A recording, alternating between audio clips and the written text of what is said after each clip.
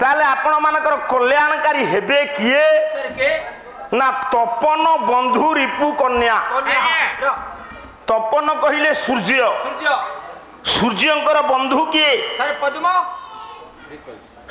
पुराण पृष्ठा को उन्मोचन कले केवल भगवान विष्णु पद्म धारण करती ता नुहे किए धरती सूर्य नारायण भी पद्म धारण करती लक्ष्मी देवी पद्म धारण करती ब्रह्मा विश्व सूर्य अब्जोनी वेदपति ब्रह्मा पद्म धारण करती सूर्य नारायण विरंच नारायण पद्म धारण करती किंतु आपण मान समस्ते ज्ञानी पंडित शिक्षित अमर कोशरे अमर सिंह पंडित भगवान विष्णुकर चारोटी हाथ रे तीनोटी आयुधर नाम प्रकाश कला बेले पद्म नामटा प्रकाश करना सर आयुध ना कौन गदा नाम कौमोदकी शंख पंचजन्य चक्र सुदर्शन पद्म नाटा अमर कोशरे नाही आज्ञा ताले ब्रह्म पुराण रे व्यास कहिले भगवान विष्णु जो पद्म धारण करती सूर्य जो पद्म धारण करती लक्ष्मी जो पद्म तार ना कौन कौन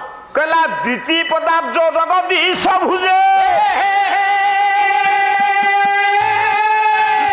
राधा गोविवास पदमंग स्वयं भुवाच कर द्रुहिण रवि प्रियाज पुओ नाम सार साक्ष्य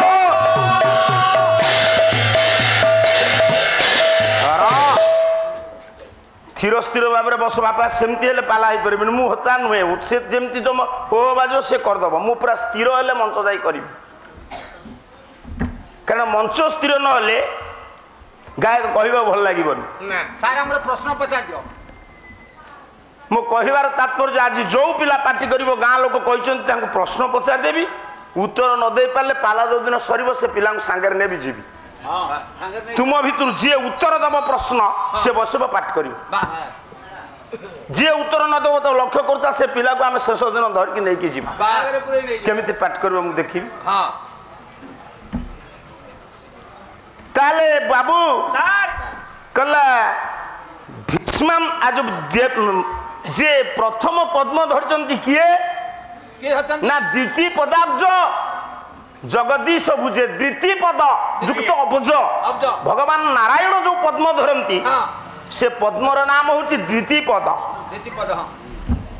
भीष्मांतरा से पद्म धारण करती माँ लक्ष्मी ठाकुराणी पुओ स्वयंभू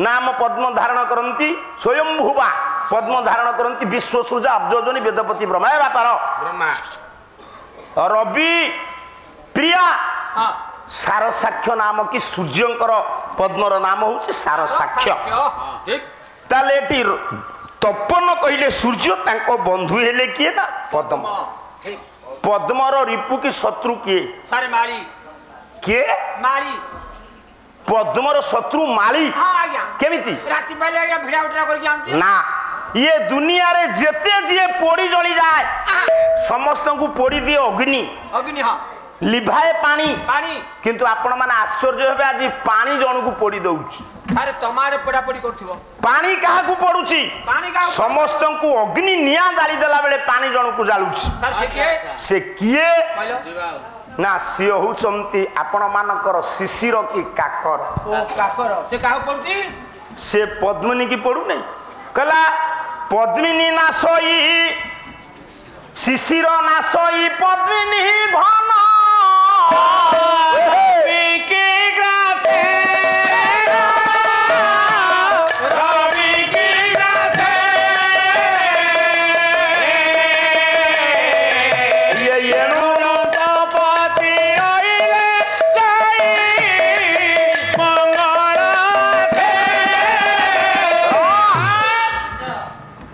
कवि गंगाधर मेहर किचक बधरे कहले शिशिर नाशई पद्मिनी पद्म फूलर शत्रु होचंती पंडित शिशिर काकर की हिम हिमवंतर दुल्लणी की कन्या किए पार्वती माँ पार्वती पर्वतराज नंदिनी आज्ञा शुल्क कहला पार्वती वल्लभ किए सारे शिव ସାରେ ଶିବ ନୁହ ଦେବଦେବ ମହାଦେବ ଆଶୁତୋଷ ଶିଳା ପରେ ଧ୍ରୁଜଟି ଅକୃତ କର୍ତ୍ତା ଅମୃତମନ୍ତା ଅଶରଣ ଶରଣ ପଦ୍ମ ପଳାଶ ଲୋଚନ ପଟିଅସି ଶଙ୍କର ଭଗବାନ।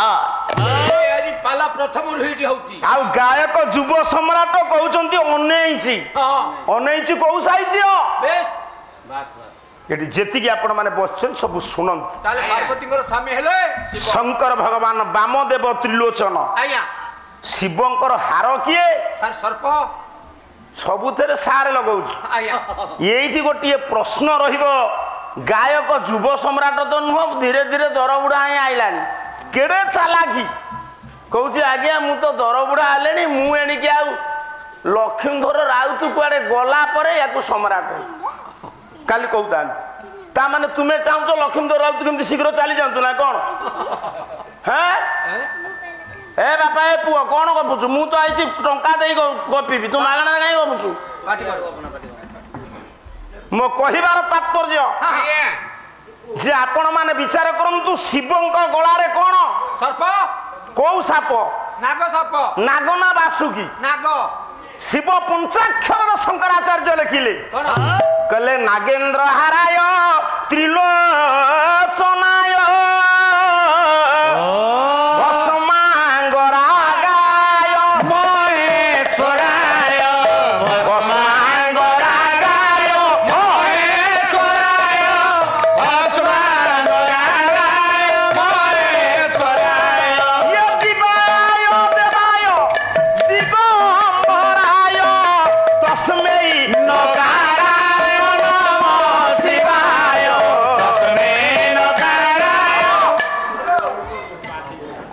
ଯେତିକି ବସିଛନ୍ତି ବିଚାର କରନ୍ତୁ। ଶଙ୍କରାଚାର୍ଯ୍ୟ କହିଲେ ନାଗେନ୍ଦ୍ର ହାରାୟ। ଆଜ୍ଞା ସେ ନାଗ ସାପକୁ ବେକରେ ହାର କରି ପିନ୍ଧନ୍ତି କିଏ? ଶିବ ଶଙ୍କର ଭଗବାନ। କିନ୍ତୁ ପୁଣି ସେଇ ଶିବ ଷଢ଼ାକ୍ଷରରେ ଲେଖିଲେ। କଣ ଲେଖିଲେ ବାବୁ? କହିଲା ବାସୁକି ଏ ପୁଅ ବାହନ ବୃଷଭ ଭଲ ମନେ ପକାଉଛୁ ତୁ ବୁଝିଲୁ? କହିଲା ବାହନ ବୃଷଭ ଯସ୍ୟ ବାସୁକି କଣ୍ଠଭୂଷଣ ବାମେ ଶକ୍ତିଧରଂ ଦେବ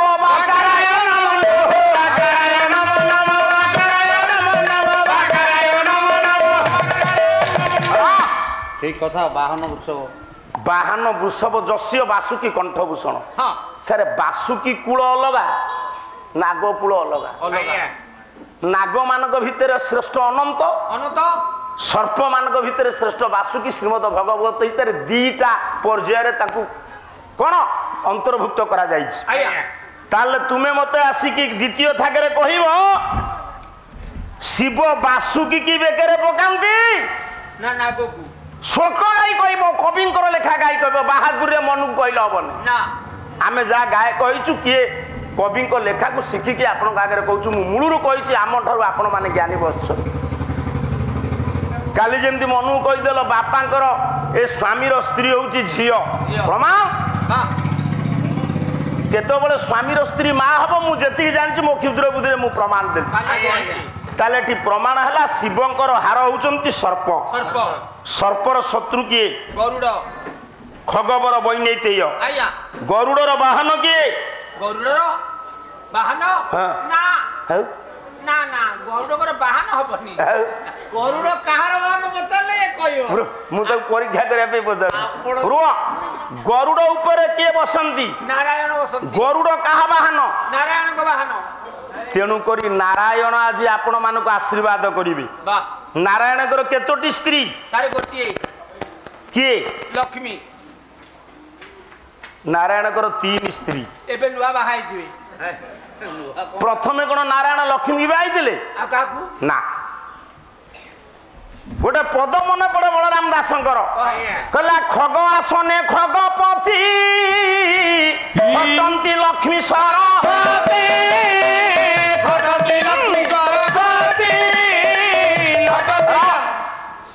ଖଗ ଆସନେ ଖଗପତି। ଖଗ କହିଲେ ଗରୁଡ। ଗରୁଡ ଆସନରେ ପ୍ରଭୁ ଥିଲା ବେଳେ ଲକ୍ଷ୍ମୀ ସରସ୍ୱତୀ 2 ଜଣ ଯାକ କଣ ସେବା କରନ୍ତି? ବାବୁ ଯୋଉ ପୁରୁଷର 2ଟା ସ୍ତ୍ରୀ ହେଇଥିବ ସେ 2 ଜଣ ଯାକ କେବେ ଏକା ବେଳକେ ସେବା କରିବେନି। ଗରୁଡ ଆସନରେ ଭଗବାନ ଗଲା ବେଳେ କଣ ଲକ୍ଷ୍ମୀ ସରସ୍ୱତୀ 2 ଜଣ ଯାକ ସେବା କଲେ? তাহলে কেমতি কোন হবো ଆପଣ ବାଇକରେ ଯାଉଥିବେ ଆପଣଙ୍କର ମ୍ୟାଡାମ ଆପଣଙ୍କ ପଛରେ ବସିଥିବେ ସେ କଣ ଆପଣଙ୍କର ସେବା କରି କରି ଯାଉଥିବେ ଯାହାବି ସାର୍ ପିଠି ଝାଡ଼ି ଦେବ ନାଇଁ ତାହେଲେ ଖଗ ଆସନେ ଖଗପତି ଖଟନ୍ତି ଲକ୍ଷ୍ମୀ ସରସ୍ୱତୀ ଭଗବାନ ଯେତେବେଳେ ଖଗ ଆସନରେ ଥିଲେ ସେତେବେଳେ ଲକ୍ଷ୍ମୀ ସରସ୍ୱତୀ ଖଟନ୍ତି ଖ କହିଲେ ପଣ୍ଡିତେ କଣ ଗର୍ତ୍ତ ଖମଣି ମଣ୍ଡଳକୁ ତୁ ହାତ ବଢାଇଲୁ ରେ ଖ କହିଲେ ଗର୍ତ୍ତ ଗ କହିଲେ ଗମନ କରିବା ଗାତ ନ ଖୋଳି ଗାତରେ ରୁହେ କିଏ ସର୍ପ ମାନଙ୍କ ଭିତରେ ଶ୍ରେଷ୍ଠ କିଏ ଅନନ୍ତ ଅନନ୍ତରେ ଶୟନ କରନ୍ତି କିଏ ଖଗ ଆସନେ ଖଗପତି ଗରୁଡ ହଉଛି ବାହନ ଗରୁଡ ଆସନ ନୁହେଁ ଆପଣଙ୍କର ଯୋଉ ଗାଡିରେ ଆପଣ ଯିବା ଆସିବା କରନ୍ତି ଆପଣ ତାକୁ ବାହନ କହିବେ ନା ଆସନ କହିବେ ତାହେଲେ ଗରୁଡ ତ ଭଗବାନଙ୍କୁ ନେଇ ତ୍ରିଭୁବନ ଯାଏ ସେ କେମିତି ହେଲା ଆସନ ଖ କହିଲେ ଗାତ ଘ କହିଲେ ଗମନ କରିବା ଭଗବାନ କଣ କରନ୍ତି ନା ଅନନ୍ତ ଶୟନରେ ଶୁଅନ୍ତି ସେ ହଉଛି ଆସନ ଯୋଉଠି ଆପଣ ଶୋଇବେ ସେଠି ବି ବସି ପାରିବେ କଣ ପୁଅ ବୁଝୁଛୁ ସେଇଠି ଥିଲା ବେଳେ ଭଗବାନ ବିଷ୍ଣୁଙ୍କର ପ୍ରଥମ ସ୍ତ୍ରୀ ଭଗବାନଙ୍କର ସେବା କରେ ତିନି ଜଣ ପ୍ରଥମ ସ୍ତ୍ରୀ ଆଗେ କିଏ ପ୍ରମାଣ କହିଲେ ବସୁଧେମ ଗର୍ଭସୀ ସେ ସାଙ୍ଗ ପରିସାଇନି ପୂଜାର ମେ ଦେଇ ମେ ସ୍ଥାନ ନମସ୍ତୁତେ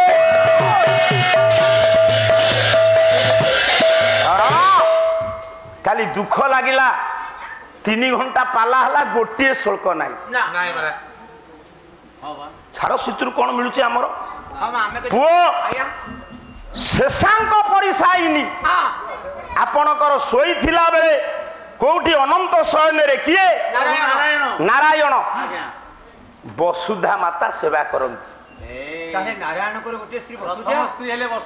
ବସୁଧା ହଉଛନ୍ତି ବିଷ୍ଣୁ ପତ୍ନୀ ନମସ୍ତୁତେ ଏବେ ଜଗନ୍ନାଥଙ୍କ ପାଖରେ ଶ୍ରୀଦେବୀ ସହିତ ଭୂଦେବୀ ଅଛନ୍ତି ତେଣୁ ବସୁଧା ହଉଛନ୍ତି ଭଗବାନ ବିଷ୍ଣୁଙ୍କର ସ୍ତ୍ରୀ ଲକ୍ଷ୍ମୀ ସରସ୍ୱତୀ ହେଲେ 3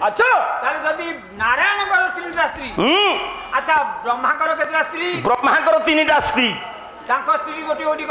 ମୁଁ କଣ କହିବି ଜଗନ୍ନାଥ ଦାସ କହିଲେ କହିଲା ସୁରା ସାବିତ୍ରୀ ଗାୟତ୍ରୀ ବ୍ରହ୍ମାଙ୍କର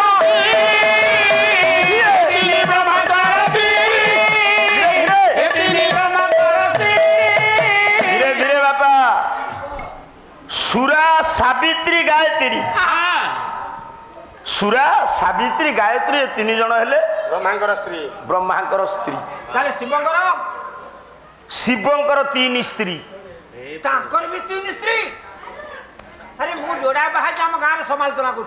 ଶିବଙ୍କର 3 ସ୍ତ୍ରୀ ଶିବଙ୍କର ପ୍ରଥମ ସ୍ତ୍ରୀ କିଏ ଜାଣିଛୁ ସତୀ ଦ୍ୱିତୀୟ ପାର୍ବତୀ ତୃତୀୟରେ ଗଙ୍ଗା ସେଇ ସତୀ ପାର୍ବତୀ ହେଇନାହାନ୍ତି ଇଏ ଦୁନିଆରେ ପ୍ରତ୍ୟେକ ନାରୀଙ୍କର ସ୍ୱାମୀ ବଦଳିଛି ଜନ୍ମ ଜନ୍ମାନ୍ତରେ ପୂର୍ବ ଜନ୍ମରେ ମୋର କିଏ ସ୍ତ୍ରୀ ଥିଲା ମୁଁ କହିପାରିବି ଆପଣଙ୍କର କିଏ ସ୍ତ୍ରୀ ଥିଲା କହିପାରିବେ କିନ୍ତୁ ଏ ପିଲେ କେମିତିକା ନାରୀ ଶଙ୍କର ଭଗବାନଙ୍କୁ ପାଇବା ପାଇଁ ନିଜେ ଭଗବାନ ବିଷ୍ଣୁଙ୍କୁ କହିଲେ ଗୋଟେ ମହତ୍ୱପୂର୍ଣ୍ଣ କଥା ଅନ୍ଧବିଶ୍ୱାସକୁ ଦୂରୀଭୂତ କରିବା ଆମର କର୍ତ୍ତବ୍ୟ କୁଆଡେ ଦକ୍ଷ ରାଜାଙ୍କ ଠାରୁ ଯେତେବେଳେ ଅପମାନ ପାଇଲେ ଶିବଙ୍କ ନିନ୍ଦା ଶୁଣିଲେ ସତୀ ଗୋଟେ ଯଜ୍ଞ କୁଣ୍ଡକୁ ଡେଇଁ ପଇଲେ ଯଦି ଯଜ୍ଞ କୁଣ୍ଡକୁ ଡେଇଁ ପଇଲେ ଆମ ଶରୀରକୁ ଆମେ ଯଦି ନଷ୍ଟ କରିଦବା आत्मा हत्या हुए ना नैनं छिंदन्ति शस्त्राणि नैनं दहति पावक न चैनं केदन्ते आपन स्वसयति मारुत सती देई नाहंती यज्ञ कुंड को ताले केंते गले सती कोन कले ना जोग बल रे शरीर रु प्राणवायु को बाहर कर देले कारण शरीर को नष्ट कले फांसी द्वारा हेउ बा रस्सी द्वारा हेउ विष द्वारा हेउ जल पानी द्वारा हो अग्नि द्वारा हो असी द्वारा हेउ आमे आम निज शरीर को नष्ट करदेले 7 जन्म पर्यंत मनुष्य जन्म पाइबानी सती जदि यज्ञ कुंड को डेइले पार्वती केमते से शिवंकर स्त्री ताकर चलियो ताकू छाड़ी नाही सेई कालिदास लिखि जंती सेई तुलसीदास लिखि जंती ଯଜ୍ଞ କୁଣ୍ଡକୁ ଡେଇ ନାହାନ୍ତି ତାହେଲେ କଣ କେମିତି କହିଲା ଅଥାବ ମାନେ ନ ପିତୁ ପ୍ରଯୁକ୍ତା ଅକ୍ଷସ୍ୟ କନ୍ୟା ଭବ ପୂର୍ବ ପତ୍ନୀ ସତୀ ସଗୀ ଯୋଗ ବିସୃଷ୍ଟ ଦେହା ତାଂ ଜନ୍ମନେ ଶୈଳ ବଧୁଂ ପ୍ରବେଶ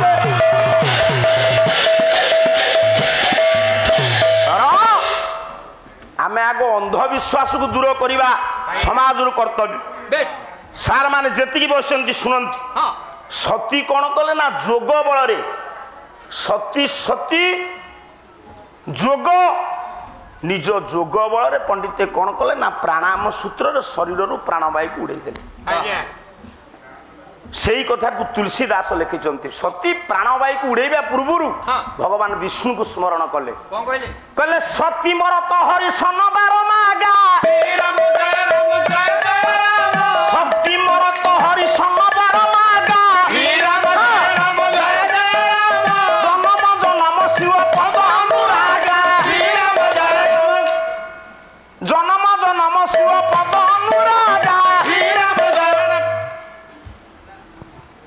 ସତୀ ମୋର ତ ହରିଶନ ବର ମାଗା ସବୁବେଳେ ଲକ୍ଷ୍ୟ ବେକ ବଙ୍କା ହେଇଯିବ ଚାହିଁ ଚାହିଁ ଆଉ ଦିଟା ପାଳିଆରେ କଣ ପାଲା ହବ ମ ଡଙ୍କ ମୋଡି ହେଇଯିବ ପାଲା ଜାଗାରେ ପହଞ୍ଚିଲେ ଏଠି ଯେତିକି ଆପଣ ମାନେ ବସୁଛନ୍ତି ସବୁ ଶୁଣନ୍ତୁ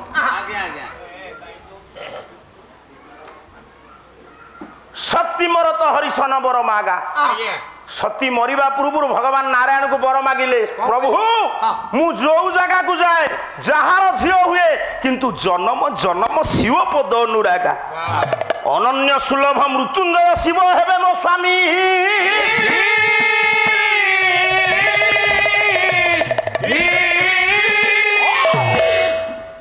ଶଙ୍କର ଭଗବାନ କୁ ସେ ସ୍ୱାମୀ ରୂପରେ ପାଇଲେ ପତି ହେଲେ କେତେ ତିନି ପତ୍ନୀ ଶିବଙ୍କର ସେଇ ବ୍ରହ୍ମା ବିଷ୍ଣୁ ମହେଶ୍ୱର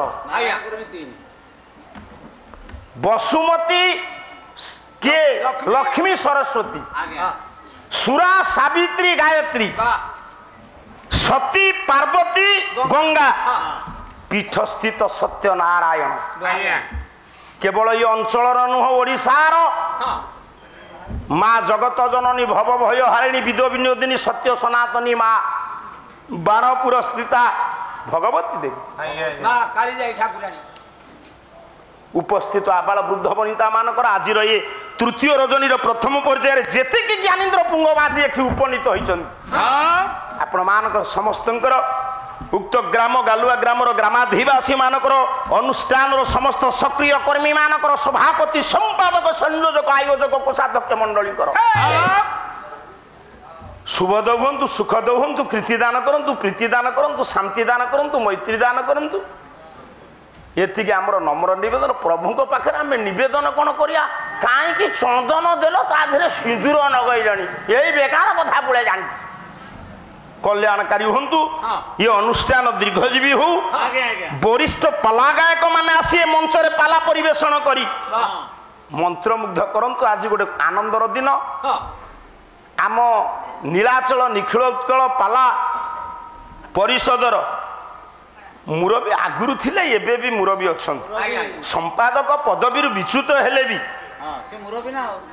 ନ ପଚାରିଲେ କିଏ କିଛି କରିଦେବ କରିଦେଇଛି ପରିଣତ ବୟସରେ ଉପଗତ ହେଲେ ବି ସୁଦ୍ଧା ଯୁବ ସୁଲଭ ଅନ୍ତର୍ଜଗତରେ ପ୍ରତୀୟମାନ କେବେ ହେଲେ ସେ ପଛକୁ ଆସିନାହାନ୍ତି ବୟସ ଏତେ ହେଲାଣି ବୋଲି ନିଜକୁ ଦୁର୍ବଳ ମନେ କରିନାହାନ୍ତି ବସିଛନ୍ତି ପୂଜ୍ୟପାଦ ଗୁରୁକଳ୍ପ ଗୁରୁ ତ ଗୁରୁକଳ୍ପ କଣ ସୁଦର୍ଶନ ମହାପାତ୍ର ମହୋଦୟ ଏବଂ ଆପଣଙ୍କ ଅଞ୍ଚଳର ଜଣେ ଯୋଗ୍ୟ ଗାୟକ 60 ବର୍ଷ ଅତିକ୍ରମ କଲେ ବି ସୁଦ୍ଧା ଶିଶୁ ସୁଲଭ ମୁଖମଣ୍ଡଳ ଆମକୁ ଯିଏ କହିବ 60 ଭାଇନାକୁ ଯିଏ କହିବ 50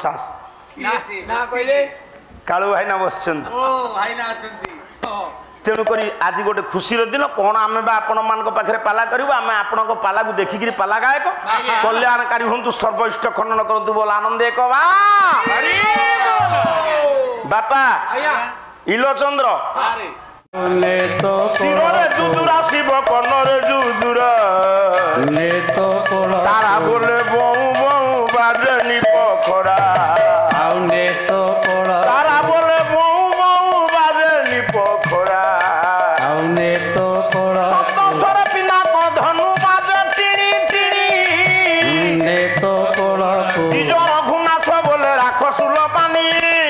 ଟପ ଟପ କରିବାକୁ ଆଉ ନାହିଁ ବେଳ ଚାରିପଦ କଥା ମୋର ପାଲାର ସମ୍ବଳ ଯେତିକି ବସି ଅଛନ୍ତି ବିଦ୍ୱାନ ମଣ୍ଡନ ସମସ୍ତିଙ୍କି ନିବେଦନ କରେ ସନାତନ ତମେ ବୀର ଦରବାରେ ଏବେ ଆନନ୍ଦ ସାଗରେ ହରି ବୋଲ ହୁଳ ହୁଳିଏ କର ତାଳୀଶ୍ୱରେ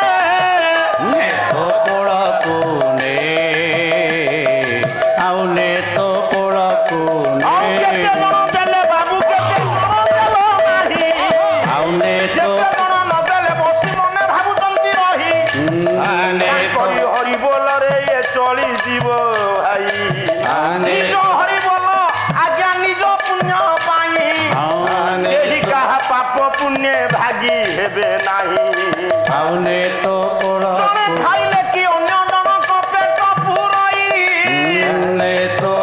ଯେତେ ବସିଛନ୍ତି ମୋର